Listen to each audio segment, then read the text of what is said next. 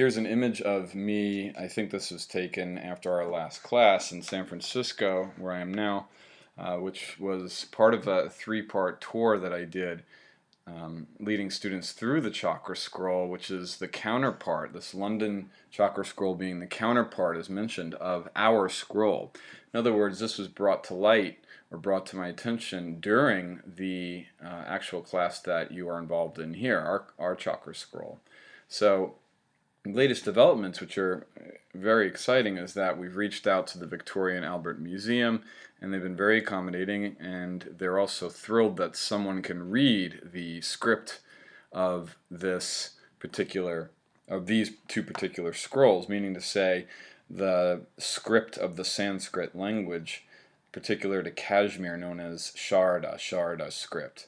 And that's something that I taught myself a few years ago. So when I'm in London next month, hopefully there'll be an opportunity to visit and also do some presentations in the London Museum.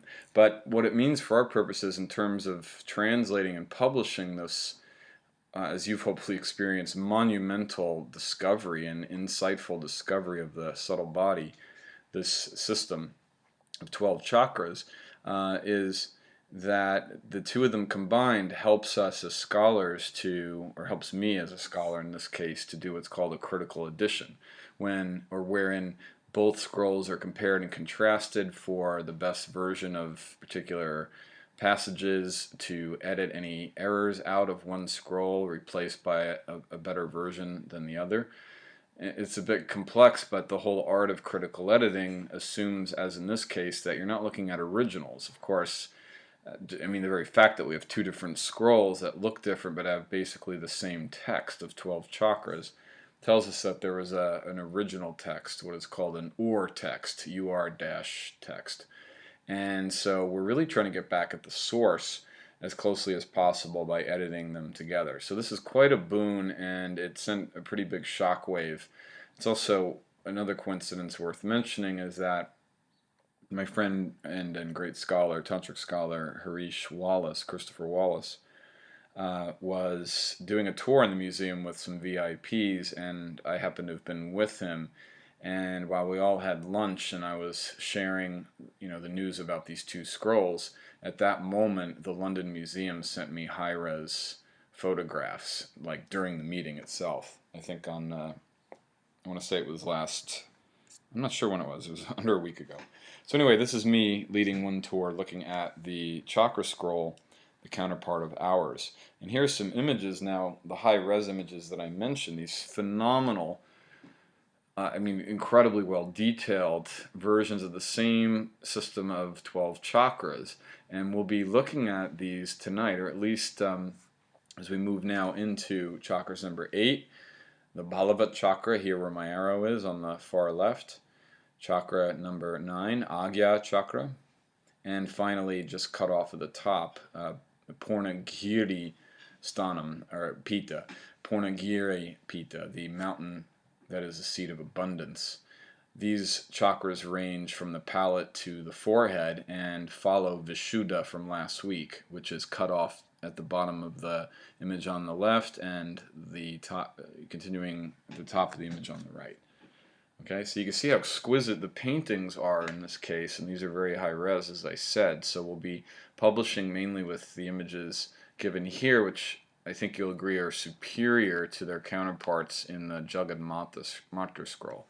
One last point comparing the two systems that's worth mentioning is that as of yet, and this may mean nothing, but as of yet I do not see anything to indicate that this version of the same text is giving the name Jagadmata, or at least there's no image of the Jagadmata, the Universal Mother. She may be written of in here, and I'll know more this week. So we'll keep you posted. And without further ado, we move to the 8th chakra of the system, moving into a couple of chakras tonight that, like Manas chakra before this, are new to this system, and the Sadat chakra as well, new to Westerners rather, the system of 12 chakras.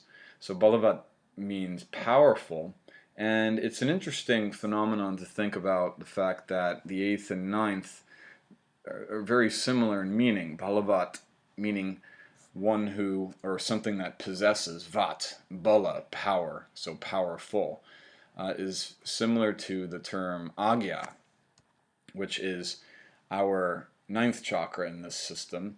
Of course, the sixth chakra in the version inherited by the West from the system of six chakras, the Shat chakra and Nirupana, composed around, or finished in 1577 AD.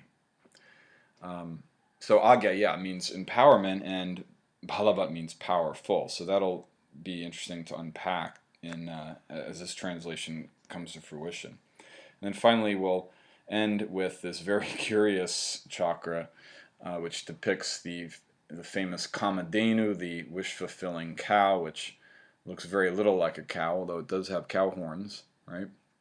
And is a very famous and popular and celebrated mythic trope from the Indian epics, Ramayana, Mahabharata, etc. We'll see how this figures in towards the end of our class tonight.